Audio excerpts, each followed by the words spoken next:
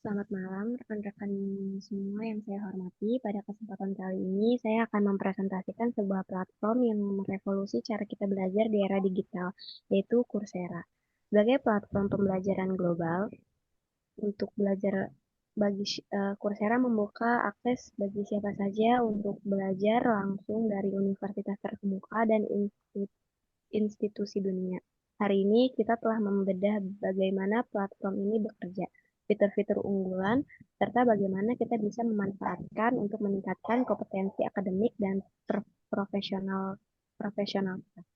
Oke, mari kita mulai. Coursera merupakan wadah untuk belajar secara mandiri atau self-paced learning, sebuah ekosistem digital yang menjembatani kesenjangan antara pendidikan akademis dan kebutuhan industri modern. Dengan fleksibilitas yang ditawarkan, platform menjadi sarana vital bagi jutaan pelajar profesional di seluruh dunia untuk meningkatkan keterampilan atau upskilling, beralih beralih karir atau sekadar merumuskan rasa ingin tahu intelektual mereka di tengah perkembangan zaman yang dinamis. Materi di Coursera juga ada beberapa macam dari kategori dan bidang materi yang disajikan. Bisa next.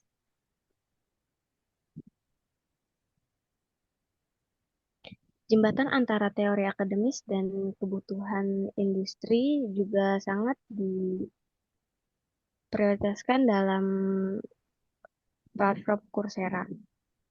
Format penyampaian materi yang disampaikan di sini juga sangat amat diprioritaskan, yaitu di sini juga ada akademia elit dari Yale dan Princeton serta University of London, salah tiga dari salah universitas terkenal yang bisa teman-teman tahu mungkin. Lalu ada 300 universitas terkemuka yang menjamin legalitas teori dan kurikulum akademis, serta mitra teknologi global yang memastikan relevansi keterampilan praktis dan siap kerja. Bisa next. Selanjutnya akan disampaikan oleh Dewi. Silahkan. Oke, selanjutnya ada kurikulum yang disesuaikan dengan pasar kerja global. Yang pertama ada teknologi dan ilmu komputer. Itu ada data science, AI atau ML, cyber security, cloud atau Python. Selanjutnya ada bisnis dan manajemen. Itu ada digital marketing, project management, dan finansial.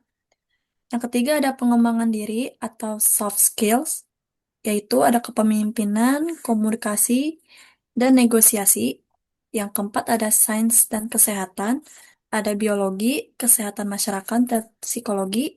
Dan yang terakhir ada humaniora dan seni, seperti filsafat dan desain grafis. Di next. Selanjutnya ada matriks tingkatan pembelajaran atau the learning leader. Yang pertama itu ada kursus tunggal atau individual kursus. Ini adalah unit terkecil Coursera yang membahas satu topik spesifik secara terfokus. Durasi belajarnya itu relatif singkat. Biasanya berkisar 4 sampai hingga 6 minggu. Setelah menyelesaikan seluruh video, kuis di dalamnya dapatkan sertifikat khusus. Yang kedua ada spesialisasi, yaitu program ini merupakan rangkaian dari beberapa kursus tunggal yang saling berkaitan dan disebutkan. Tujuan membantu Anda menguasai satu bidang kalian secara mendalam. Di akhir program biasanya terdapat proyek akhir untuk menguji seluruh ilmu yang telah dipelajari. Yang ketiga ada sertifikat profesional. Materi dalam program ini dirancang khusus oleh industri seperti Google, IBM, atau Meta untuk melatih siswa agar siap bekerja di posisi tertentu, seperti data analis, UX designer, atau IT support. Fokus materinya sangat praktis dan disesuaikan dengan kebutuhan. Durasinya itu hanya beberapa bulan. Dan hasil akhirnya itu akan mendapatkan kredensial karir. Yang terakhir ada gelar daring atau online degrees, yaitu tinggi di masa course disediakan materi untuk jenjang S1 2. Kurikulum materi dan dosen yang mengajar sama persis dengan kuliah tatap muka. Mitra seperti Universitas of Illinois dan Universitas of London.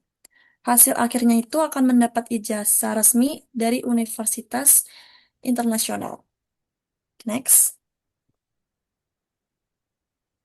Selanjutnya ada jalur akselerasi atau pindah karir dalam hitungan bulan.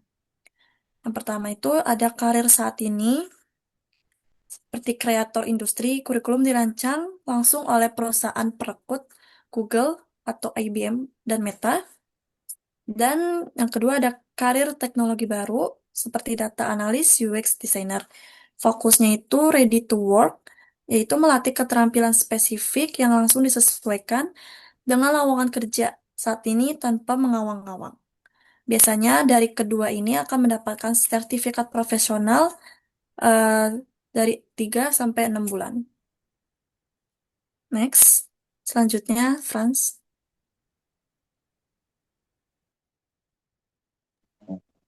Selanjutnya ada anatomi pembelajaran mikro atau bite size lectures.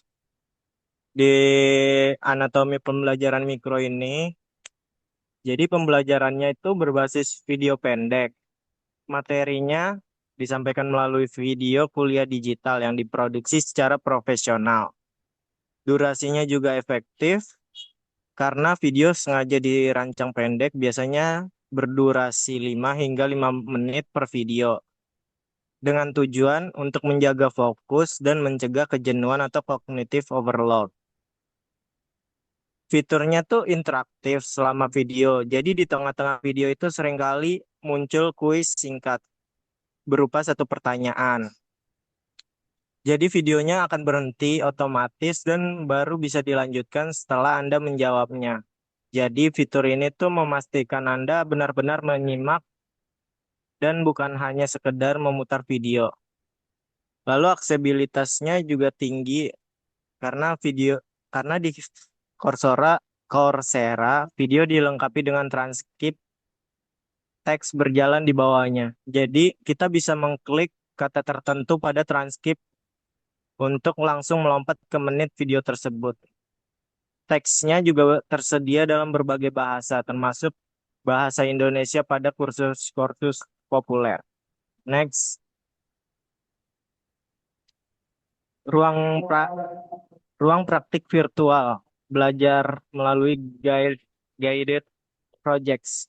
Jadi, instruksi langkah adapun instruksi langkah demi langkahnya. Yang pertama itu buka file konfigurasi, ya, lalu selanjutnya tambahkan baris kode, setelah itu simpan perubahan, lalu jalankan skripnya, dan bagian terakhir itu verifikasi outputnya. Jadi, jadi kelima tahap ini tanpa instalasi bisa digunakan secara langsung dengan simulasi langsung menggunakan perangkat lunak asli yang sepenuhnya di dalam browser web Anda. Lalu ada laboratorium virtual. Jadi praktiknya itu langsung mengubah teori murni menjadi eksekusi nyata. Jadi seperti mempraktikkan coding atau analisis data secara real time. Next, timbangan penilaian dalam membuktikan penguasaan materi. Ada dua materi yang akan ada di Coursera. Yang pertama itu ujian mandiri atau automated grading. Jadi kuisnya itu berbasis otomatis oleh sistem, yang dimana menguji ingatan dan pemahaman logis dengan respons instan. Dan yang kedua itu ujian analitis atau peer review.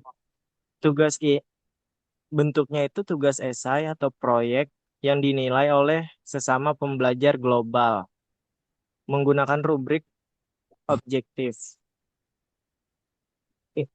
Ujian analitis ini memaksa aplikasi ilmu dunia nyata dan melatih pemikiran kritis. Next, kau ini. Ada sintesis 3 pilar pedagogi Coursera. Dari berdasarkan sertifikat formal dan siap kerja, yang pertama itu ada inti konten. Apa yang bisa dipelajari? Fokusnya itu dia pada bidang-bidang masa depan, future proof skills. Porsi terbesar mencakup teknologi kecerdasan buatan, AI, data science, pemrograman, bisnis, ada manajemen proyek, pemasaran, dan pengembangan diri. Namun Coursera tetap menyediakan materi teoritis formal seperti ilmu sosial, psikologi, sejarah, dan sains murni untuk kebutuhan akademis. Yang kedua ada metodologi. Metodologi adalah penyampaian melalui kombinasi multimedia video pendek interaktif yang secara teori dan virtual labs secara praktiknya. Lalu yang ketiga ada akuntabilitas. Akuntabilitas ini adalah sistem evaluasi yang ketat melalui kuis otomatis dan peer-to review global untuk memastikan penguasaan. Keuntungan dari desain fleksibilitas dan aksesibilitas, yang pertama pastinya ada tenggat waktu adaptif. Bebas penalti dan waktu, sistemnya self-paced dan reset waktu, batas pengunjungan atau pengumpulan tugas, dan sesuai hati tanpa sanksi.